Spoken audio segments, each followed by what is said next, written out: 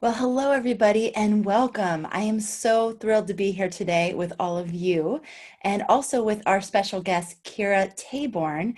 Today, we're going to be talking about astrological timing techniques. And just for those of you who are very new to astrology, this episode may propose some challenges for you. So if you're listening and going, oh my gosh, what are they talking about? Don't worry, just breathe, take what you can and leave the rest. But for those of you who are students, you're going to love this. We have plenty of team members at Astrology Hub who are quote unquote geeking out on this topic right now because we're going to be talking about profections, annual profections, and time lords, two astrological timing techniques that are extraordinarily powerful in their ability to help you understand what's happening in your life now and also to look into the future and use some of them as predictive techniques. So, Kira, it is wonderful to have you here with us today. This is your Astrology Hub debut, so welcome. Yeah, thank you so much. It's so cool to be here. I've been following Astrology Hub, I guess since I've been into astrology. I remember when you first started doing summits. So yeah, it's wild to be here. Thank you. Wow, I think you might be the first one who's who's been on the show who has timed their learning with our beginning, which was about it was like 2015. So is that when you Yeah, around when you yeah. started studying? I started studying in 2012, but 2015 was when I started to really like become more immersed into the community. So yeah. Awesome. Awesome. Well, welcome. We're happy to have you here. And let's just start with your story. So tell us a little bit about how you came to start studying astrology in 2012, which is definitely a key year for many of the astrologers we feature. Gemini Brett's popping into my mind right now. I know, I think Gary Caton too, but he's been studying for a lot longer. But 2012 was a very, very potent year for so many Yes. of us. So tell us a So little much bit about your happened. story. Yes. Yeah, so I'm one of those people who's like always been obsessed with astrology ever since I was a kid. Um, I have no idea how I found out I was a Scorpio, but I've always known I was a Scorpio. And I also have just always been obsessed with birthdays. So when I was really young, I just like knew everyone's birthday. I remember kids' birthdays from like preschool. I remember my first grade teacher's son's birthday. I just loved birthdays. And I also distinctly remember like knowing that the time of birth was really important. Again, I have no idea why, but Wow. I even found a recently found a letter that I had written to myself when I was 8, and I signed it with like my full name, my date of birth, and my time of birth.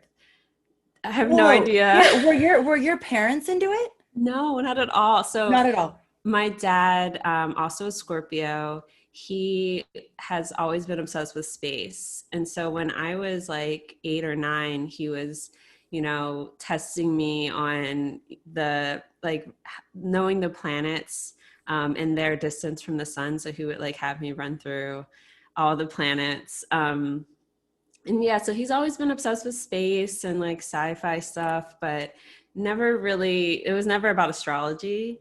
But it's always been something that just felt very resonant for me. Um, but then I guess around the time I was like 12, which, Jupiter return, also my like progressed Mercury stationed retrograde around that time too. That's when I started to really was like, online looking at astrology stuff. Mainly because I was like, oh, what boys am I compatible with? Like, I really wanted to know Sure. about compatibility mainly. Um, and yeah, I just always loved it. I always was known for like the girl who was, I mean, I went to an all girls school, but I was always known for being obsessed with birthdays and like knowing people's signs and stuff. But it wasn't until 2012, which was like right when I turned 21, um, when I really dove into, well, that was when I saw my birth chart for the first time. So yeah, I had a friend, another Scorpio actually, who was like, I was just at her house with some other girls hanging out, And she was like, did you know that there's like other signs, like we're more than just Scorpios, and there's like a moon sign? And I was like, what? Like, I remember thinking, this is something that I should be telling other people. Like, I can't believe this is something I don't know already. And then I remember going home and it was like for some like Thanksgiving break or something. And I remember being like Googling birth chart and typing my information in one of the links and seeing my chart for the first time. And it was just the most incredible moment. And I just remember feeling like very witnessed and seen by the universe. And I literally didn't sleep that night. I just stayed up all night and was researching, and I just never stopped. So yeah, it's been like 8 years of nonstop obsession over Amazing. astrology. And where have you done most of your study so far, or has it just been a blend? It's been such a blend, but I will say that Chris Brennan's The Astrology Podcast was like major for me. I've been listening from the beginning. I've been a patron since the beginning.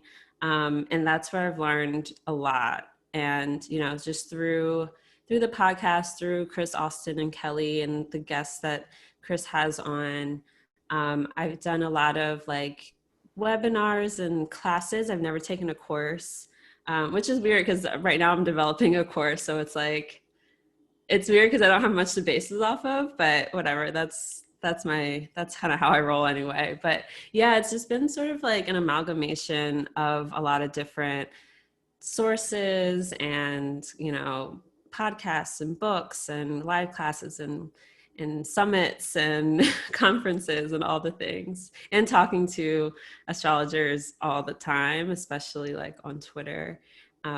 Yeah, just having lots of conversations. Wow, I love what you said about how it felt when you looked at your chart, that you felt seen and validated by the universe. Very It much is so. truly one of the biggest gifts of astrology is to just I remember my first reading, it was like, oh my gosh, there actually is a divine intelligence that has created the blueprint that's me. Like, Yeah. wow. Yeah. It was completely, I understand that feeling. It was like, it was life changing. Definitely, definitely. And I actually have the chart for that moment, which Whoa. is just really lucky because I took a screenshot of it and I posted it on Facebook. And I just remember being like, I said something like, I'm freaking out, you guys, or something like that. Because it was so mind blowing to me. And I recently found that screenshot, and I was able to look at the chart for that moment, and the sun was on the galactic center, and I was having all Whoa. these transits. It was my closing Saturn square. Oh yeah, so that's the other thing. It basically happened right when Saturn entered my ninth house, which was Mm. Scorpio, and that happened late 2012. And then there was eclipses happening in Scorpio too. There was so many transits, but Wow. I have yeah, chills. it was wild. Yeah. Yeah. And so you're about to start your Saturn return? So my Saturn's at 1 degree Aquarius. So I've actually already had two hits this year already. Wow. And how are So I'm you like in the middle experiencing of that? it. How are you experiencing Saturn return? Well, it's funny because Saturn's in my 12th house natally. So it hit right when quarantine hit. And it's like, okay, yeah, it makes sense. I'm stuck Isolate. in place. Yeah. Yes. And yeah, I was supposed to move out to LA.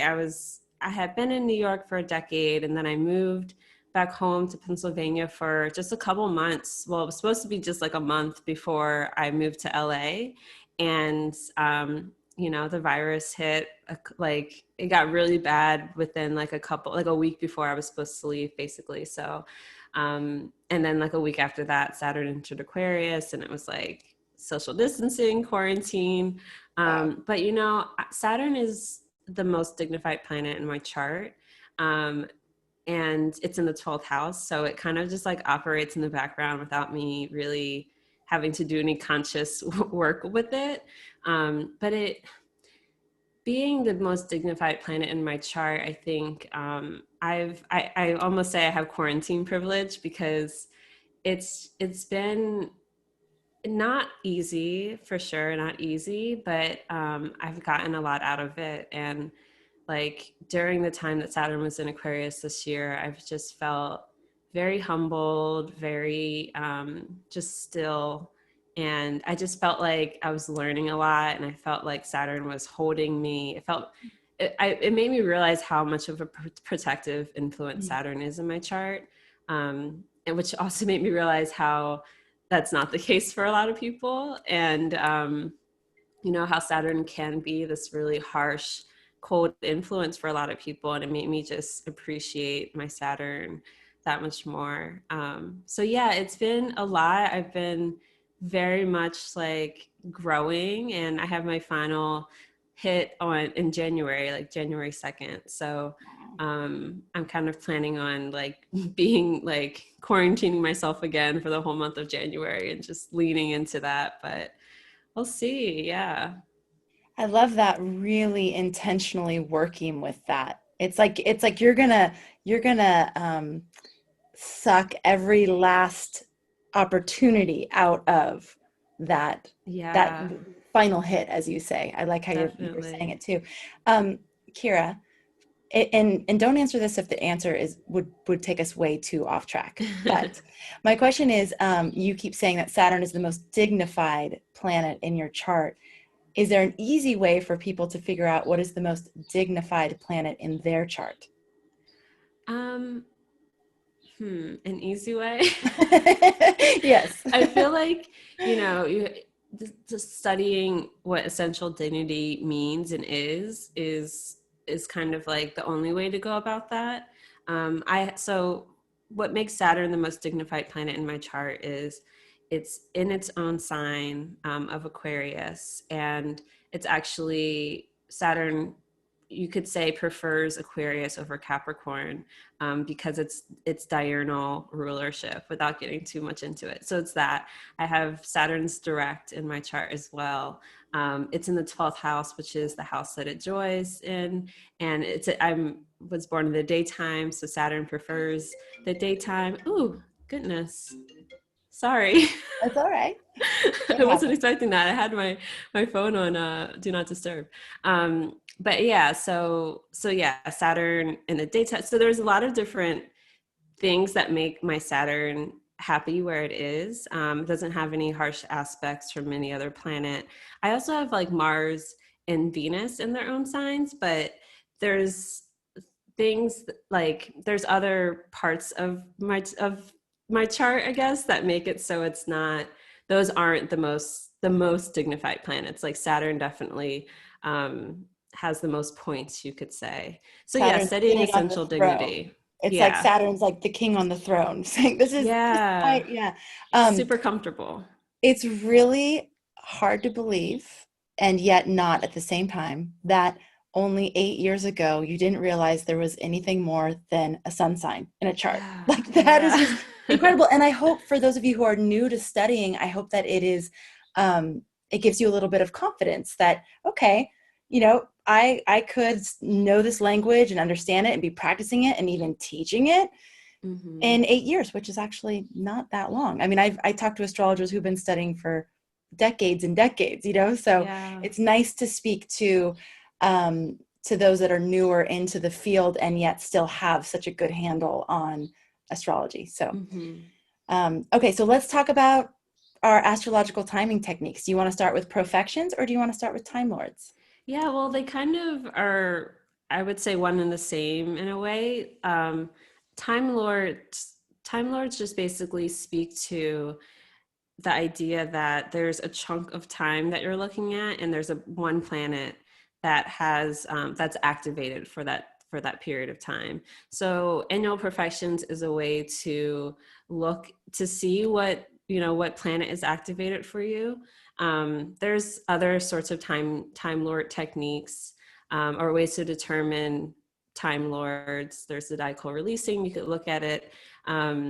There's a lot of different ways, but I want to focus on annual perfections because it's kind of like, I think, the simplest, and also um, just so effective, and like, I don't know, it blows my mind. So So, and like I told you before we came on live, I've had a couple astrologers actually showing me this lately, and my mind is blown. And I'm yeah. thinking, gosh, the term annual perfections truly does not do this technique justice. It's like it's so much juicier and sexier than annual perfections. But Yes. so tell us, like, tell everybody why you would even want to look at this. Like, what does it Hmm. tell you? Yeah. Yeah. I mean, so I first learned this technique from Chris Brennan actually in person at the New York City astrology meetup. He was like in town. It must have been like 2016 or something. Um, but yeah, 2016 or 2017. And he came and presented this. And again, it just like blew my mind. But basically, it's this way of looking at each year of your life. So from one birthday to the next birthday, and determining, for one, what aspect of your life, what part of your life or area of your life is going to be activated, and you can kind of from there determine the quality of that year and what it might bring about, the topics that might come up that year. And it tends to just be very accurate. And it's really cool because for me, like, I'm someone, my chart ruler, the planet that rules my ascendant is in Virgo. Like, I'm a planner. I want to know what's coming. So this technique really helps because I can look, okay, well, this year looks like it's going to be more focused on the home, or in this year looks like it's going to be more focused on um, my creative, projects, or this year looks very career oriented, or this year looks very relationship oriented. And so kind of just having that knowledge allows you to, for me at least, like I can prepare, okay, next year looks like it's going to be very business and career oriented. So I'm going to set up systems now to prepare me for that. And that's kind of where I'm at right now too. My birthday's next month. So I'm like really prepping for this next year, which is going to be a solar year, and we can kind of go into that. But yeah, preparing to be seen more because the sun's going to be activated, preparing to publish and write a lot because my sun is in the ninth house, things like that. I know it's coming. Gosh, I absolutely love that because you're taking the cosmic curriculum. So we talk a lot about the cosmic curriculum and how in general we can look at trends and know what kinds of things are going to be up. But this is making it highly personalized. And it's allowing you to look out into the future. It's the cosmic curriculum is so perfectly organized. So Mm-hmm. no part of your life will ever be left out. There is a perfect progression of how it will build. It's going to be fun to watch you in your life and in your career as you use this information to plan and be ready for what's next. And it's really, really cool. It is really cool. I love this technique so much. So hopefully people will get a lot out of it because it's simple, and then it can be so complex too. And I think I love it too because it shows that, like, yes, you have your birth chart and it's all you and it all matters, but it's not all active all the time. Yeah. Like, you get these period, like for me it's exciting because each year there's a new planet that's activated, and so there's a year that you can really dive deeper into what that planet means for you and your chart. Like, for instance, I'm currently in a lunar year, so that my moon is activated, and I've gotten to know my moon so deeply. I haven't had my moon activated for 12 years since I was 16. So yeah, this is this opportunity to really like understand my moon in a totally different way. Okay, so if there's anyone out there going, okay, this is exciting. How do I do it? How do I find out what this year is for me? How do I find out what next year is for me? Let's just walk them through it a little bit. Yeah, so it's actually pretty simple if you're looking at your birth chart, or if you can picture it in your head. Basically, so annual perfections basically means each year, annual, we're perfecting. That's profecting, by the way. I have my Mercury and Sag sometimes.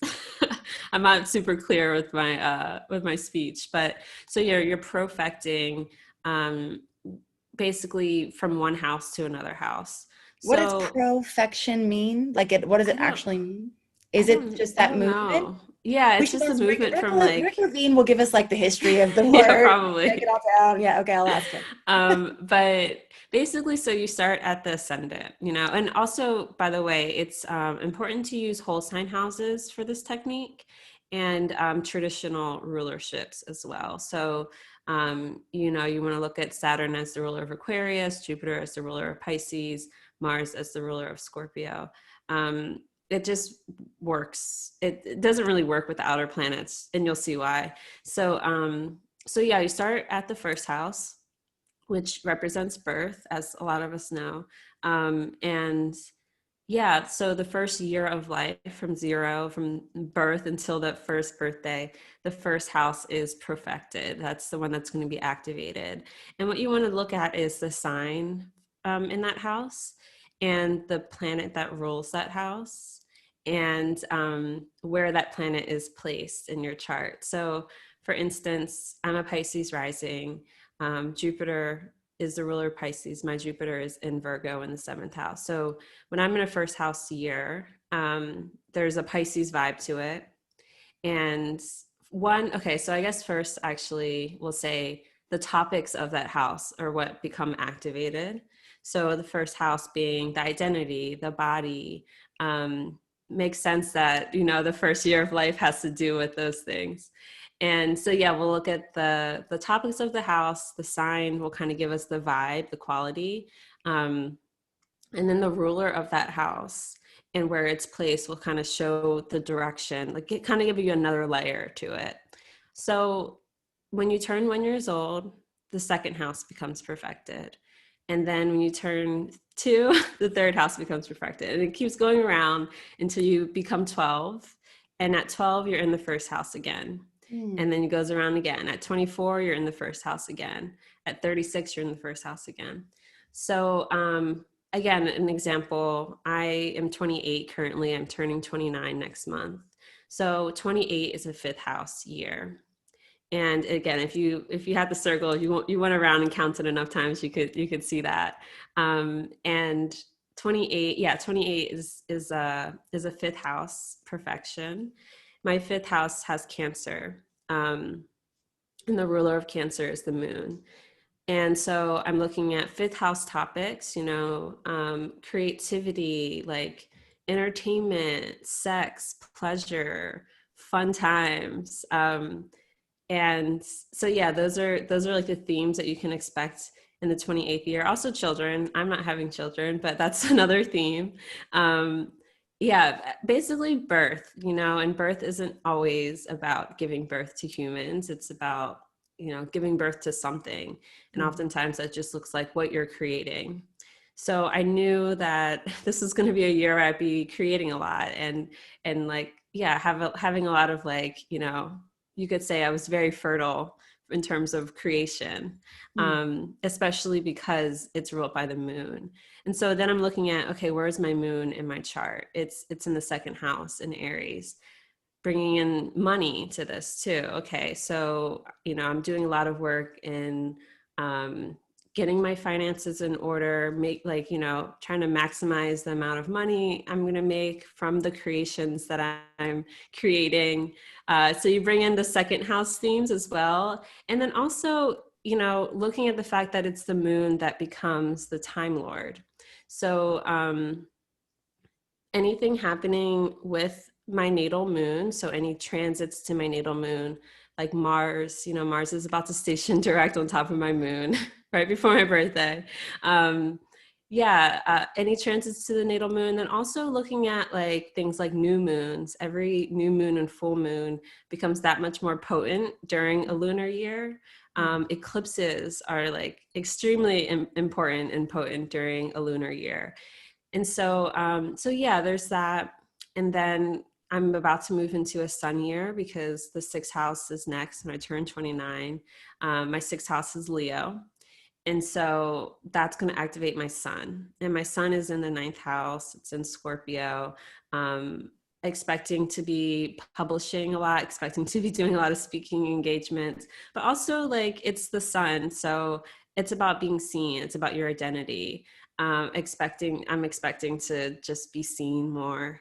and preparing for that because that's scary and not necessarily something that I'm like gung ho about, but I know it's coming, so I'm preparing for it, Wow. both like mentally, spiritually, emotionally. And then it's the sixth house, so I know I'm going to be working a lot, and I know it's going to be about my health and my lifestyle, and sort of like, okay, making sure that I get health insurance right away because I don't have health insurance right now. So like things like that, I just know to prepare for, because of and I know that like solar eclipses, for instance, are going to be super powerful, because I'm going to be in a solar year. Is this, I have so many questions. This is so practical. It's so like tangible and usable. All things I Yes. love as a Yeah. Capricorn. Um, can you, okay, so, okay, this is maybe not the best question, but I'm curious. If it's a solar year, does it matter where you are when you have your solar return? Like, will you plan your geographic location to optimize anything, or does it not matter? It doesn't matter. Yeah, it doesn't matter.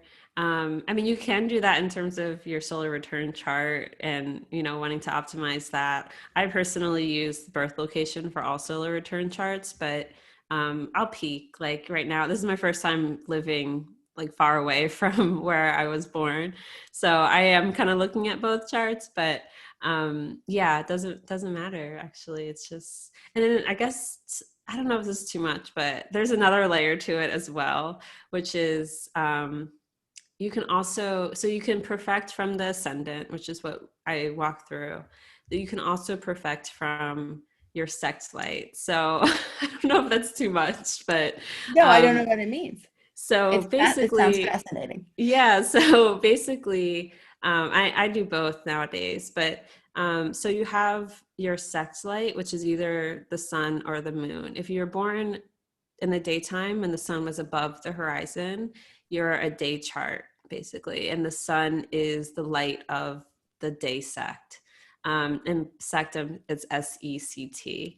And I'm then so glad that you just have to, this is you what did you know, say? Your Mercury and Sag? Is that yeah, yeah. yeah. I'm really glad that you made that clear because I could see everybody Googling what they thought they heard. Sex light. Yes, totally. That's what I thought you meant. I was Yeah. like, I don't know what that means, but it does. Yeah, Okay. sect. It's Sect. hard. Yeah. SECT. Okay. Um, so yeah, there's this whole concept, in ancient astrology sect doctrine, basically, where we split up the planets between the day team and the night team, or the day sect and the night sect.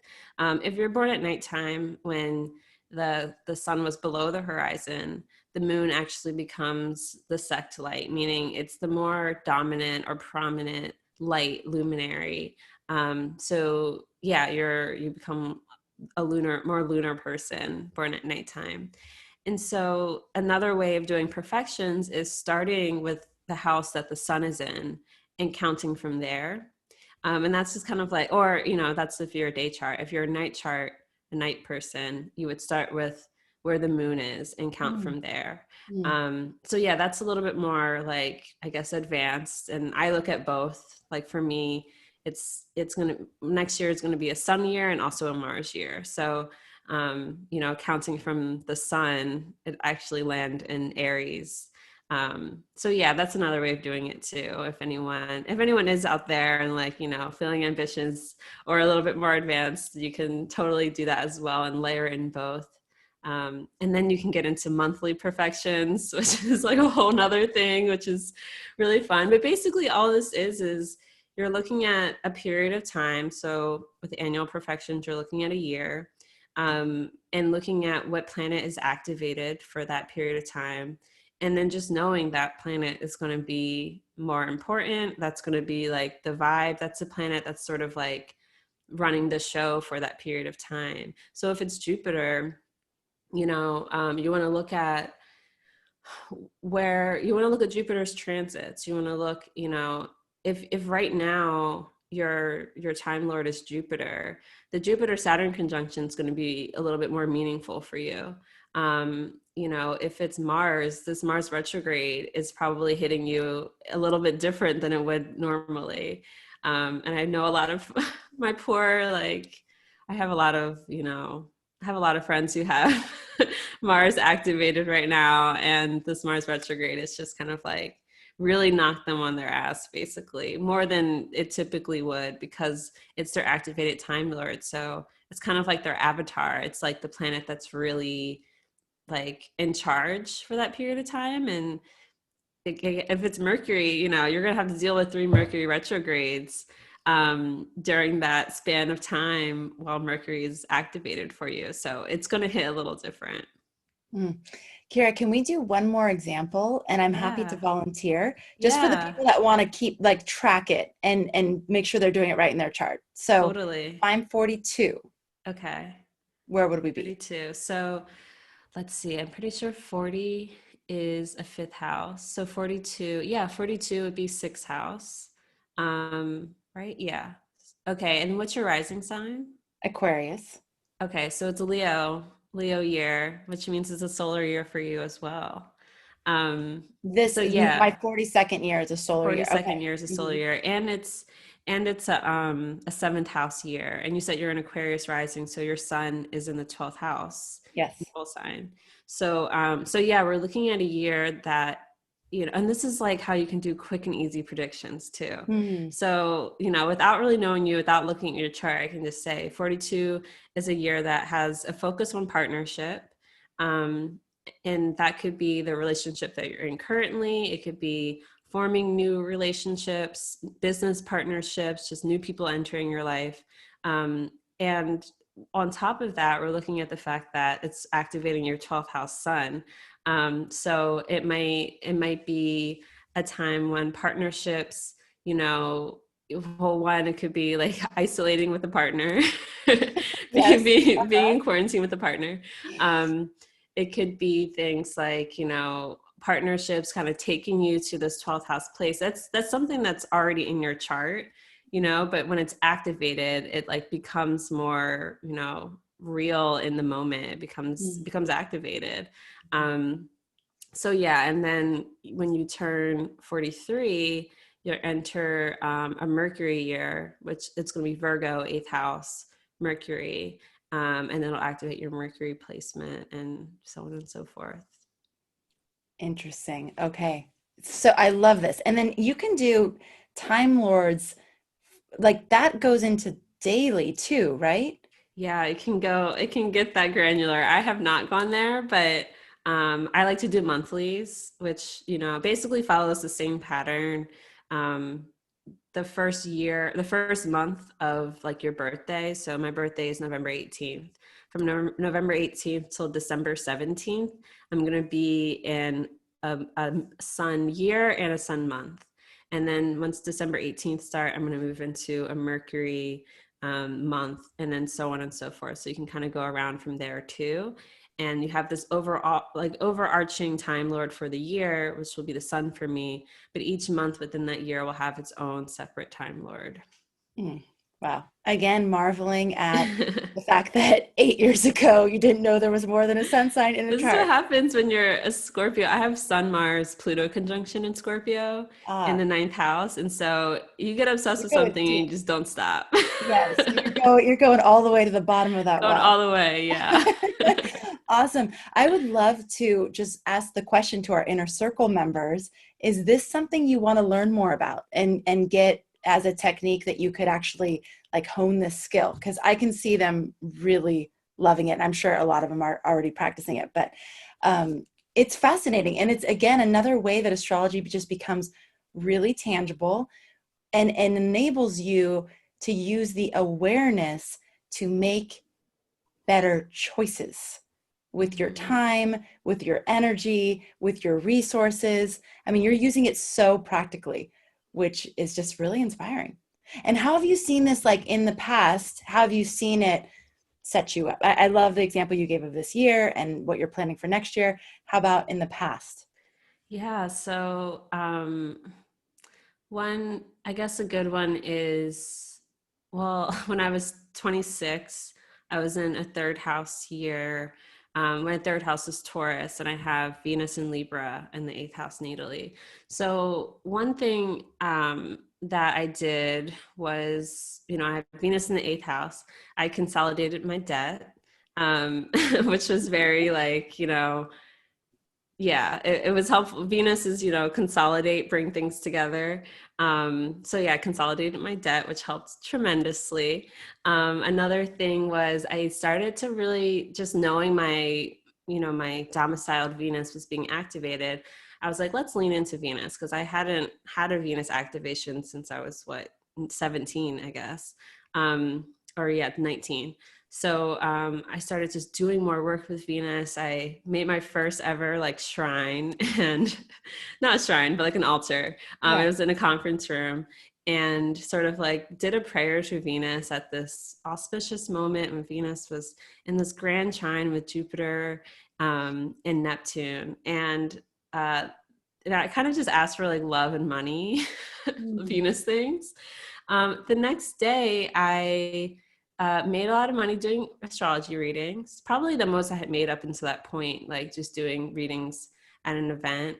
And then met my boyfriend, ex at this point, but I met my boyfriend the next day. And Wow. he was also in a Venus perfection year. So that was really wild. We're not together anymore, but that was one thing, just kind of seeing like, oh, Venus, like love's in the air. Wow. Um, and So then which planet would you have worked for like long-term lasting love? Well, it's a good question. Well, so it's funny because then after that, I moved into my fourth house, perfection, which is always like 27 is a year I talk about a lot because not only is it a fourth house perfection, but you get your progressed lunar return, you get your nodal reversal. Like a lot of things kind of happen at 27. Mhm. But for me, so this is actually an important one. So my fourth house is Gemini, and my Mercury is in Sagittarius. It's actually exactly conjunct my midheaven. So I was like, okay, it's going to be about home stuff, and then it's also going to be about career stuff. Um, and it happened to be the year last year, 2019, where Jupiter was in Sagittarius. So I saw that Jupiter was going to be transiting my Mercury 3 times throughout this entire year that Mercury was activated for me. And it's transiting my Mercury and my midheaven. So early on, I was like, all right, some career stuff's happening for me. I don't know what, but I got to prepare for that. So I redid my website, like rebranded, launched that. And that really set me up. And of course, I picked a very auspicious time to launch that. But that really set me up for like all the growth that did happen after I had set that up. I started getting writing gigs, which is very Mercury. I wrote so much during that Mercury perfection, like it was painful. I wrote way too much. I wrote a book. I just doing a lot of writing assignments. So yeah, and that really like knowing that that was coming and setting myself up, making sure my website was in place, all of that just kind of it set me up to have the success that not that I'm like wildly successful, but I am full-time astrologer now, and if I hadn't have seen that coming, I probably wouldn't have been able to receive the opportunities that were coming to me. Yeah, so that's Wow. another way of looking at it. It's so wise. And the way you're using it is very wise as well. Wow. Thanks. Thank you. And so for people that want to follow your work, you're going to be having this solar year next year. So there's going to be a lot of attention. If anybody wants to start watching you now, where can they find out more about you? Where can they get your book? The different things that you're doing.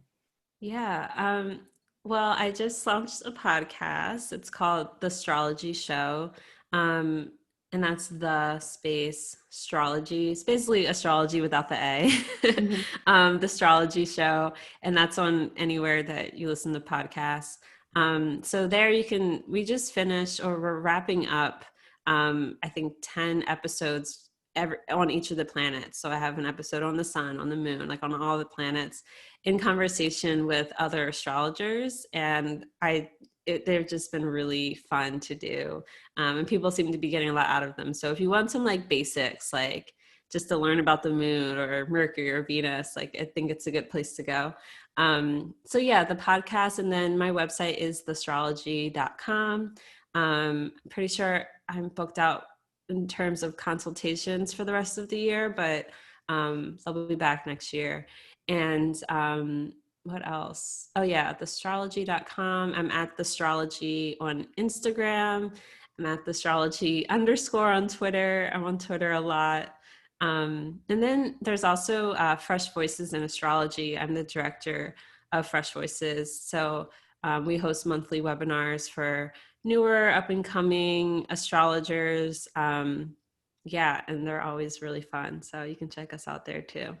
It's so great. Oh my gosh. And not only are you a full-time practicing astrologer now, but you're booked out through the end of the year. So that's incredible. Amazing. You're doing such great work, Kira. It's been such a pleasure to have you here at Astrology Hub, and I hope to see more of you here. And for any of you who are wanting to, if you listen to this conversation and went, oh my God, it's so much of that is over my head, and you're feeling like you need the foundations, I just wanted to let you know it's not too late to join Rick Levine's Astrology Foundations course, which we have the first live Q&A on Friday, but you can still hop in, get the first module, the first 4 lessons, and even be able to join us for that first live Q&A on Friday. And that's at astrologyhub.com/foundations, astrologyhub.com/foundations. All right. Kira, thank you so much. Such a Thank pleasure to get to know you a you. little bit. And I'm sure you've inspired people to be looking at their charts. I know the inner circle members are like, I hope so. yeah, definitely. Thank you so much for Definitely. having me. Such fun. And yeah, I mean, I love talking astrology with astrologers, so it's been a pleasure. Brilliant. Awesome. Okay, Kira, thank you so much. And thanks Thank to all of you. you for tuning in. Thanks for being a part of our community. And as always, for making astrology a part of your life. I have another episode actually today with Adam Gainsbourg this afternoon. So stick around. We'll see you again soon.